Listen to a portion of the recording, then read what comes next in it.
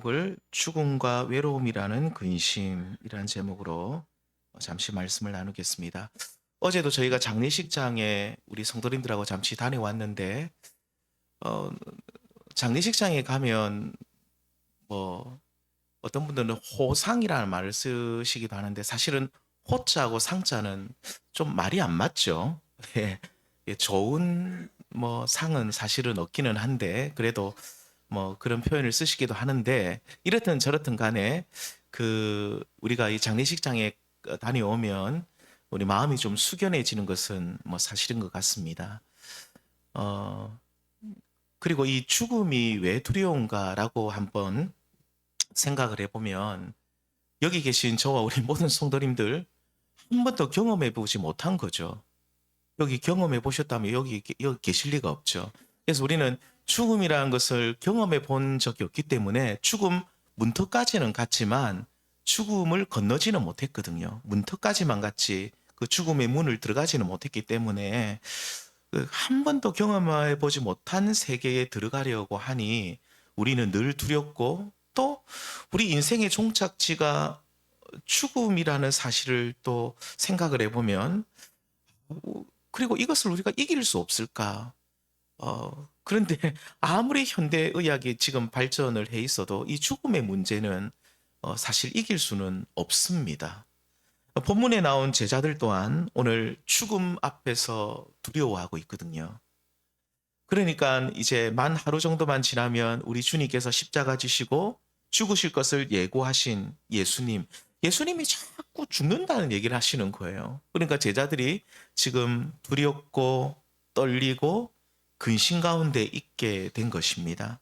3년 반 동안 늘 우리와 함께 하셨던 예수님이 이제 십자가에서 죽으실 것을 제자들이 계속 말씀하니까 그렇겠구나라고 그들은 생각은 하는데 지금 예수님의 죽음이라는 새로운 세계 앞에서 제자들이 근심하고 그들이 두려움에 떨고 있습니다. 예수님이 죽으시면 이제 우리 가운데 계시지 않으시면 여태껏 예수님께서 위대한 우리의 지도자가 되어서 우리를 높은 자리에 앉게 해주실 것으로 그들은 기대하고 있었는데 이런 기대가 또 한순간에 깨지니 이 또한 걱정할 만한 일인 것이죠.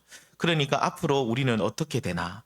예수님만 믿고 따라왔는데 예수님이 계시지 않으면 우리는 어떻게 되나? 낙동강 오리알이 되는 것은 아닌가? 이런 미래에 대한 걱정이 또한 앞서고 있는 겁니다. 이렇게 예수님의 제자들은 지금 근심에 쌓여 있거든요. 이때 예수님이 제자들을 향해 뭐라고 말씀합니까? 너희는 마음에 근심하지 말라. 굉장히 복잡한 심경입니다. 예수님은 그 마음을 읽으시죠. 그러면서 너희는 마음에 근심하지 말라. 하나님을 믿으니 또 나를 믿으라. 이 말씀을 이렇게 이해해 볼 수 있습니다. 너희가 나를 믿으면 어떻게 됩니까? 너희 마음의 근심이 사라진다. 정리해보면 이 제자들의 근심이 어떤 근심인가?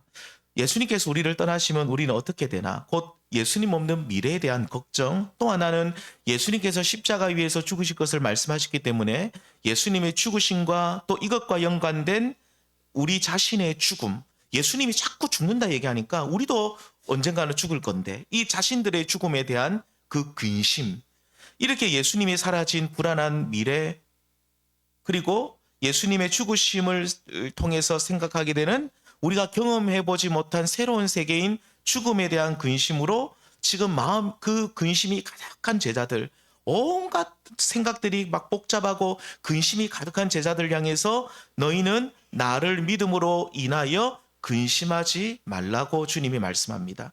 자, 오늘 이 제자들의 근심을 짧게 두 단어로 표현을 해보면 오늘 말씀의 제목처럼 외로움과 죽음이라고 표현을 해볼 수 있을 것 같습니다. 제자들의 근심이 오늘날 우리들의 근심이기도 하죠. 이 외로움을 한번 생각해 볼까요? 우리는 어려서부터 부모님 또 형제 자매들의 사랑을 받고 살다가 세상에 나가서는 또 여러 인간관계를 맺고 살아갑니다. 사회적 인간으로 우리는 살아가다가 어느새 우리가 병이 들고 나이가 들어 병이 들고 아니면 젊어서도 아프신 분들이 있어요. 제가 아는 분은 스물 몇 살에 제가 신방했던 분 중에 요양병원에 제일 오래 계셨던 분이 거의 25년인가 거의 30년 가까이 계신 분이 있었어요.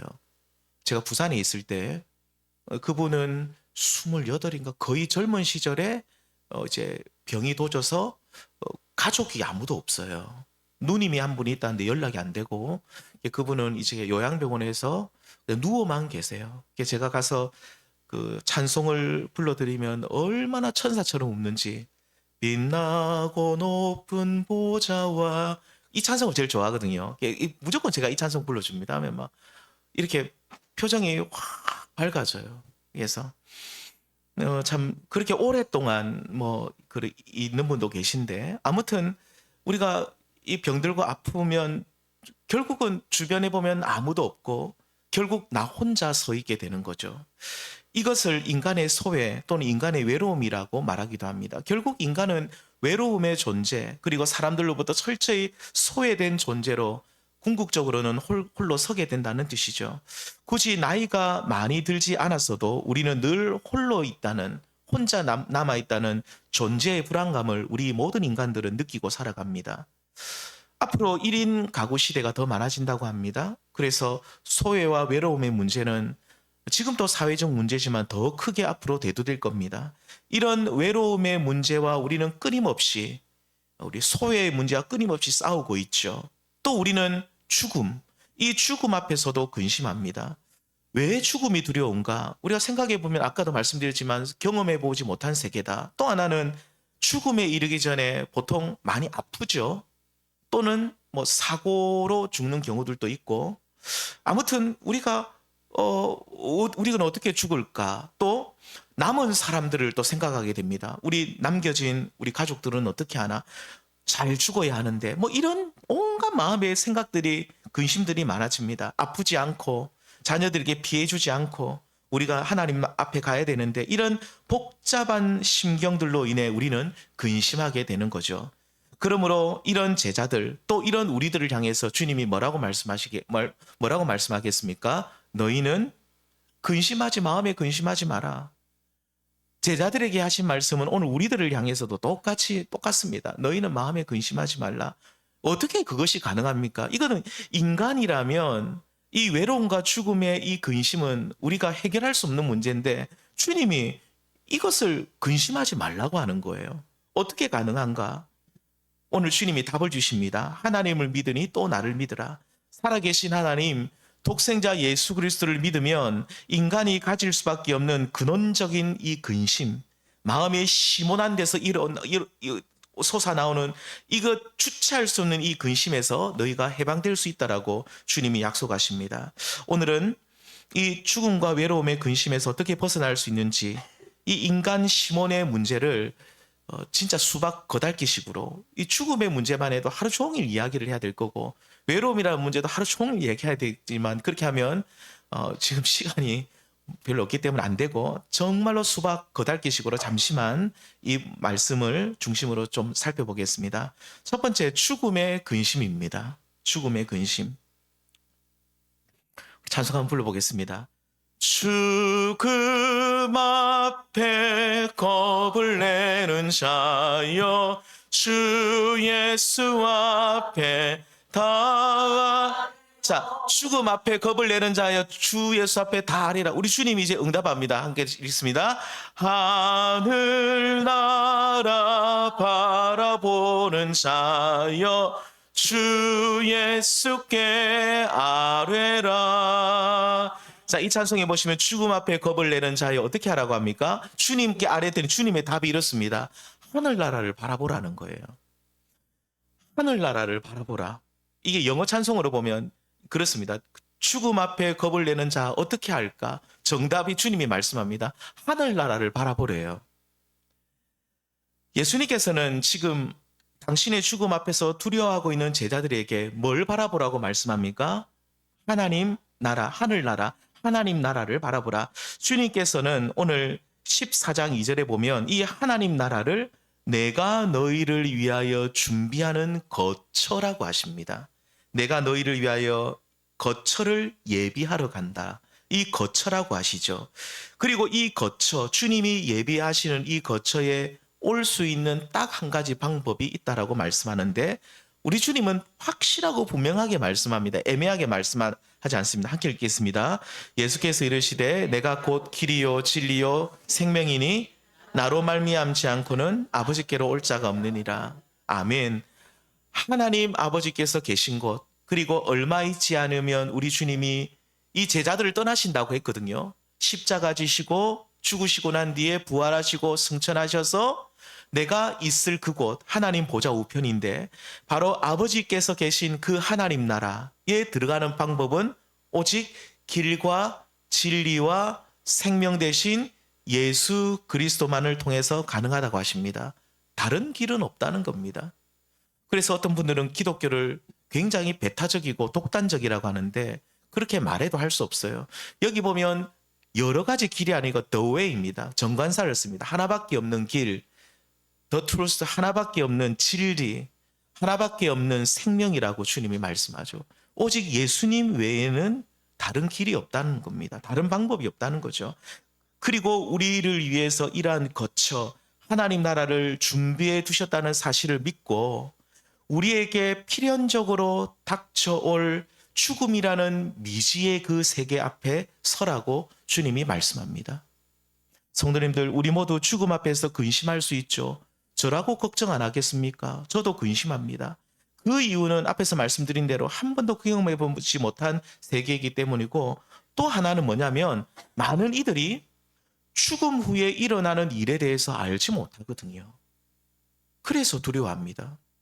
그런데 성경은 길과 진리와 생명 되신 예수를 믿는 사람은 죽음 후의 삶을 분명하고 확실하게 가르쳐 주는데 하나님 나라에 들어가서 그곳에서 영원히 사는데 이것을 성경에서는 또 영생이라고 하죠. 하나님 나라에서의 삶은 새로운 삶이 이제 시작된다라고 말하는데 그 새로운 삶은 이 세상에서의 삶과는 본질적으로 전혀 다른 새로운 삶이 시작된다. 그리고 이 세상에서의 인간관계가 하늘나라에서도 하나님 나라에서도 이어질까요? 안 이어질까요? 이어지지 않습니다. 어떤 분들은 안타깝지만 천국에 가면 뭐 우리가 여기서 인간관계에 맺었던 모든 것들을 거기서도 다 맺을 거라고 하는데 제가 성경을 보고 제가 나름 그래도 공부를 좀 해본 결과는 아니에요. 예를 들면 또 이런 것도 있죠. 부부 사이가 너무 안 좋아요. 근데 이 남편도 아내도 예수님을 그래도 나름 믿어요. 잘 믿어요. 근데 내가 천국에 가서 또 이 남편을 본다고 하면 이것이 과연 천국일까? 그런 생각 안 해보셨습니까? 우리 주님께서는 이 새로운 인간관계, 그러니까 하나님 나라에서는 새로운 영적 질서가 만들어지거든요. 그래서 제가 생각할 때, 제가 다음에 또 이 말씀에 대해서 더 나눠야 되지만, 새로운 세계이기 때문에, 새로운 영적 질서이기 때문에, 여기에서 인간관계가 그대로 이어지지는 않습니다. 아무튼, 이 하나님 나라에서의 새로운 영적 질서 속에 들어가면, 그리스도 안에서의 새로운 형제 자매의 관계가 만들어지고, 그곳에서는 이 땅에서 우리가 경험하게 되는 그런 갈등, 우리는 이 세상에 많은 사람들과 연결되어 살면서 좋은 점도 있지만 안 좋은 점도 있죠. 뭐가 안 좋습니까? 갈등을 경험하잖아요. 사람들 때문에 피곤한 일들이 사실 있거든요. 사람들 때문에 좋은 일도 있지만 사람들 때문에 갈등하고 고민하는 일들이 많은데 그런 것이 전혀 없는 그런 아름다운 관계, 완벽한 관계를 그 하나님 나라에서는 누리게 되는 것이죠. 무엇보다도 이 땅 위에서 살아갈 때 우리는 수많은 아픔과 고통을 겪습니다. 몸도 아프고요, 마음도 아프고요, 정신도 괴롭고 모든 것이 괴로운데 그런 모든 슬픔과 눈물과 고통이 하나님 나라에서는 이제 더 이상 없고 우리 주님께서는 계시록 말씀에 우리 주님께서 우리 눈에 눈물을 닦아주신대요. 더 이상 우리에게는 그런 아픔이 없고 절대적 평안만 허락되어진 그곳이 바로 하나님 나라인 줄 믿습니다. 이렇게 주님께서 약속하신 새로운 삶이 우리 앞에 이제 펼쳐져 있는데 이는 이 세상에 속한 어떤 것과는 비교할 수 없는 절대적 기쁨과 만족을 주는 삶이라고 주님이 약속하고 있는 것이죠. 이와 같이 주님께서 우리를 위해서 마련해 두신 그 거처, 하나님 나라에 대한 소망 가운데 우리가 이 땅을 살아갈 때에 우리는 죽음 앞에 겁을 내지 않고 이로 인한 많은 근심을 이기고 죽음 때문에 우리는 걱정하거든요. 사실 모든 우리 마음의 근심의 근원을 찾아가 보면 죽음입니다. 죽는 것이 너무 괴롭거든요. 그 모든 그 고통의 그 원인들을, 그 뿌리들을 찾아보면 결국 우리 인간은 죽음이거든요. 그런데 그 죽음으로 인한 모든 근심을 이기고 오직 이 땅에서 남은 우리의 삶이 기쁨과 감사로 진행되어 줄 믿습니다. 성도님들, 사실 이 땅을 살아갈 때 우리는 공평하지 않다는 느낌을 생각을 할 때가 많습니다.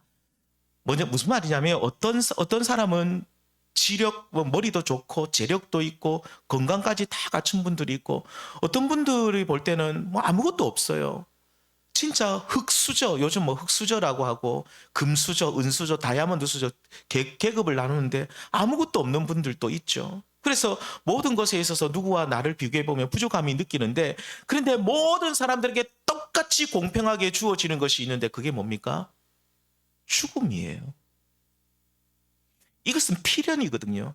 이 죽음 앞에 때로는 우리는 두려워하고 근심할 수가 있죠. 저도 그렇고 우리 성도님들도 그렇지만 우리는 그럴 때마다 다시 한번 예수 그리스도를 믿는 자, 길과 진리와 생명 되신 예수 그리스도를 분명하게 믿는 자 앞에 약속되어 있는 새로운 거처, 내가 너희를 위하여 거처를 예비하러 가노니 그 새로운 거처, 하나님 나라를 바라보시면서 이 모든 근심을 이겨내시고 오직 참된 평안을 누릴 수 있는 저와 우리 모든 성도님 될 수 있기를 축원드립니다. 우리 힘차게 한 번 더 찬양 드립시다. 죽음 앞에 겁을 내는 자여 주 예수 앞에 다 아멘. 하늘나라 바라보는 자여 주 예수께 아뢰라. 할렐루야. 아멘. 죽음 앞에 겁을 내는 자여, 결국은 주님께서 응답하십니다. 어떻게 하라고요? 하늘나라를 바라보라. 할렐루야. 아멘. 두 번째입니다. 오늘 두 번째는 외로움이라는 근심이죠. 제자들은 예수님께서 이제 곧 우리를 떠나시면 이제 제자들은 어떻게 됩니까? 홀로 버림받을 것이라는 것에 대해서 두려움이 있었죠. 외로움이죠. 주님께로부터 버림받을 것에 대한 걱정, 홀로 남음에 대한 두려움이 제자들에게 있었습니다. 어떻게 보면 관계의 단절로 인한 두려움, 근심이라고 볼 수 있는데, 이러한 근심에 대해서 주님께서 해결 방안을 주십니다.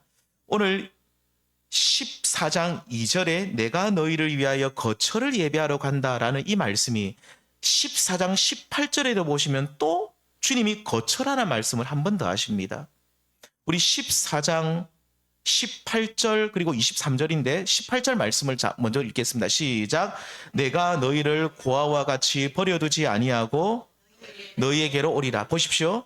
내가 너희를 고아와 같이 버려두지 않는다. 제자들은 아까도 말씀드렸지만 고아와 같이 버림당할까 봐 두려웠잖아요.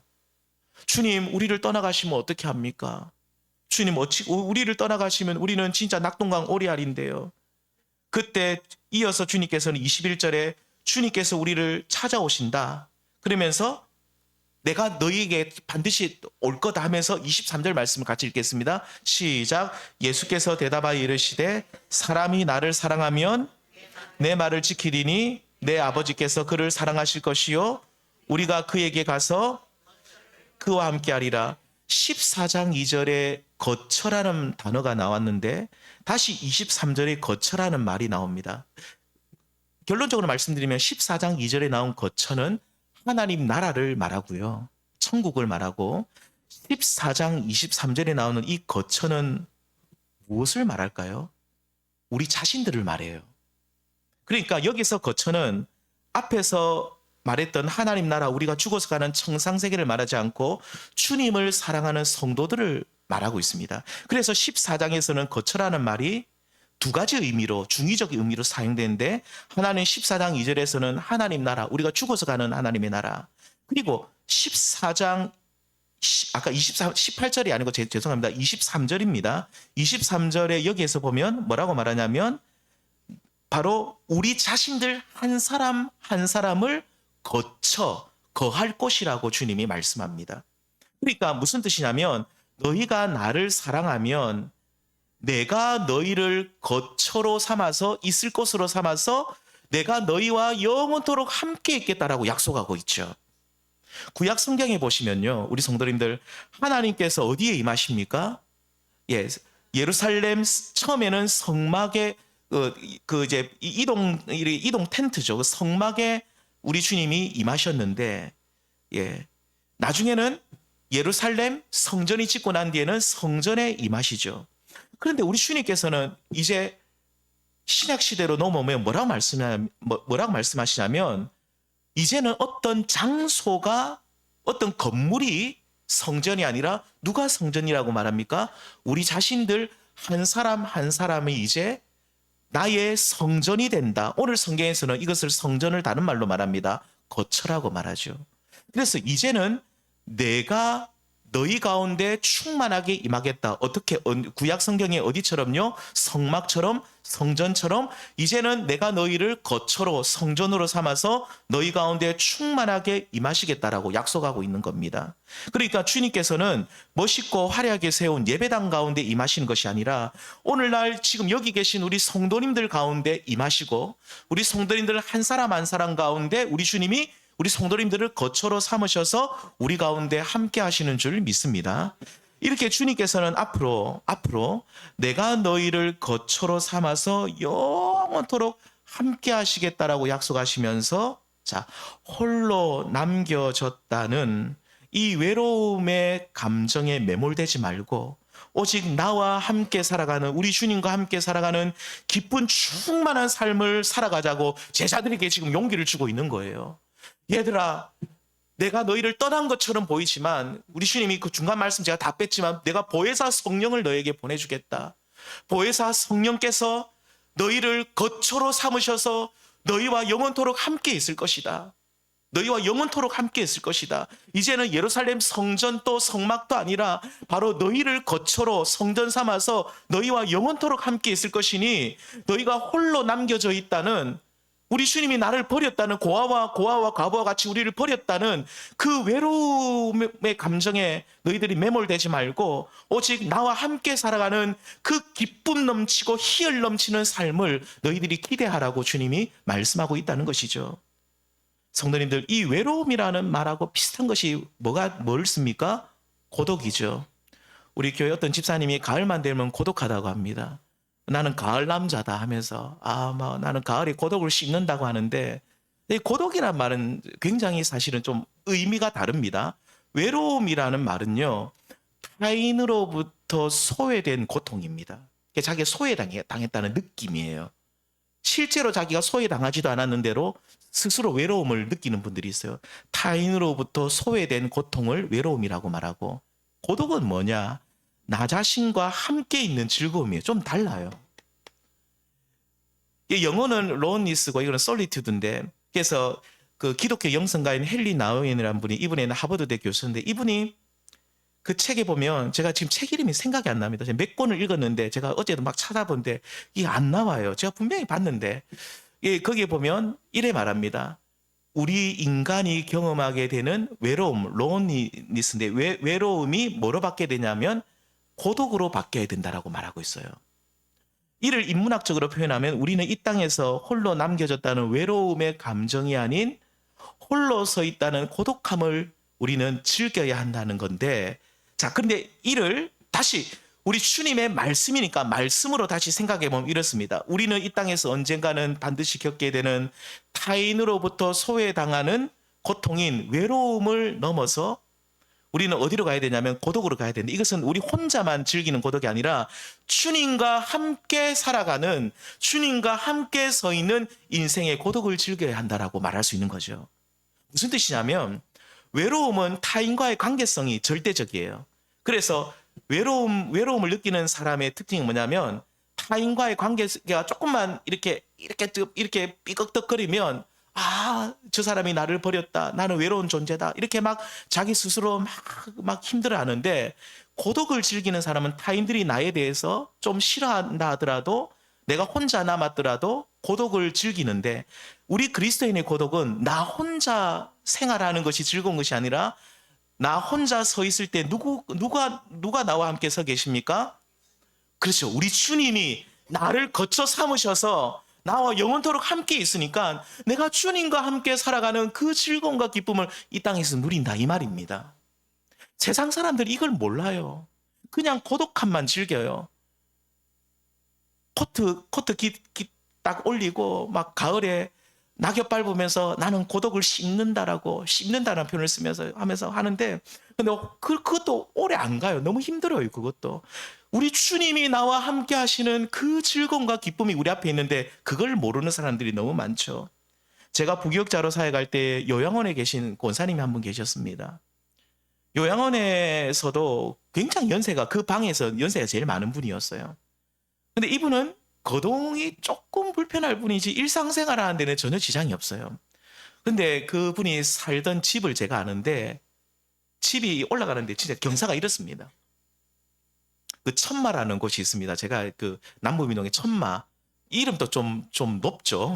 천마 고개라는데 이렇고 그래서 그 이제 또 집 환경이 너무 오래되다 보니까 그러니까 부엌이 아시죠? 옛날에 우리 어르신들 다 그런 부엌 쓰셨잖아요. 방 말고 밑 따로 완전 떨어져 있는 이렇게 툭툭 내려가서 계단처럼 내려가서 그 부엌을 밖에서 춥고 막 그러니까 이분이 그러니까 스스로 그 뭐 아들 딸 다 있는데 스스로 자기가 요양원에 들어가셨어요.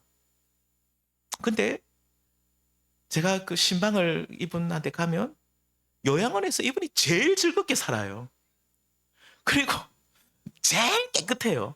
침대고 뭐고 깨끗해요 항상. 그리고 이분은 항상 새벽에 딱 일어나셔가지고 성경 읽고 기도하고 그리고 깨끗이 씻고 그러면서 주변 사람들을 얼마나 많이 도와주는지 몰라요. 나이가 제일 많은데 자기보다 다 나이 어린데도 얼마나 잘 살뜰하게 살피는지 몰라요.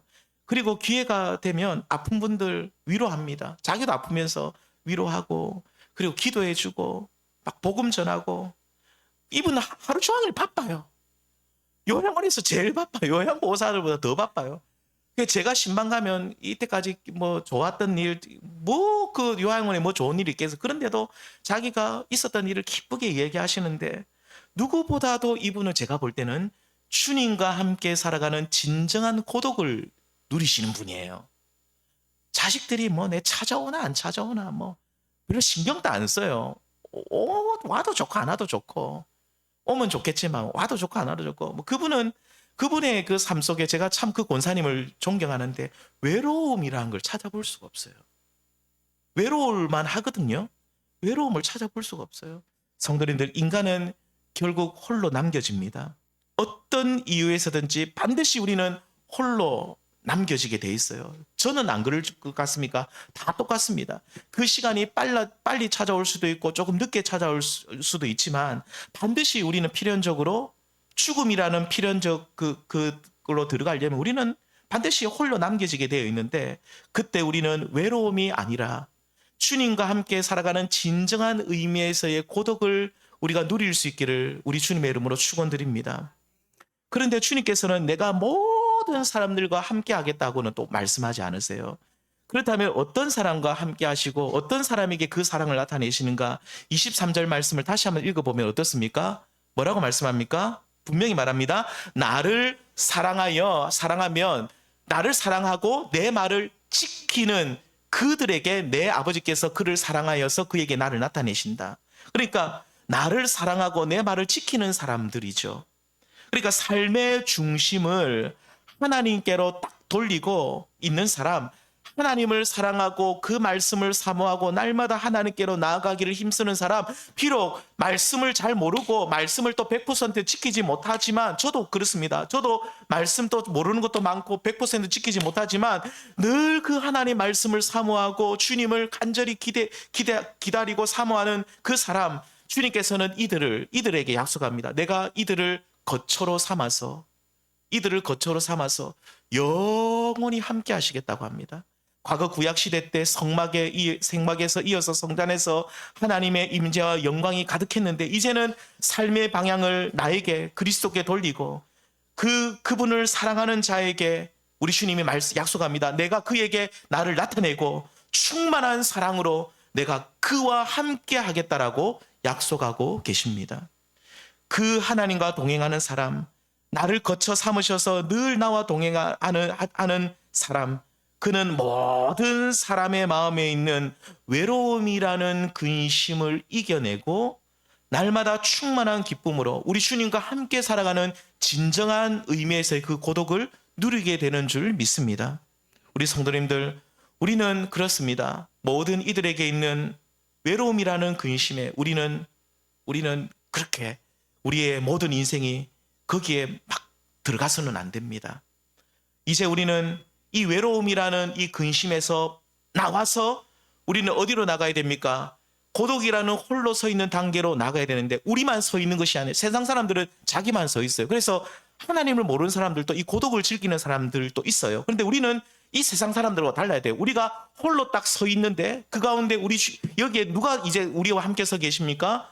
우리 주님이 나와 다 같이 서 계신 거예요. 우리 주님이 나와 함께 계신 거예요. 모든 사람들이 나를 다 버린 것처럼 느껴지고 다 나를 떠났는데 다 아무도 없는 것처럼 내 혼자만 남겨진 것처럼 느껴지는데 아니에요. 내가 서 있는 그 자리에 우리 주님이 나와 함께 계신 거예요.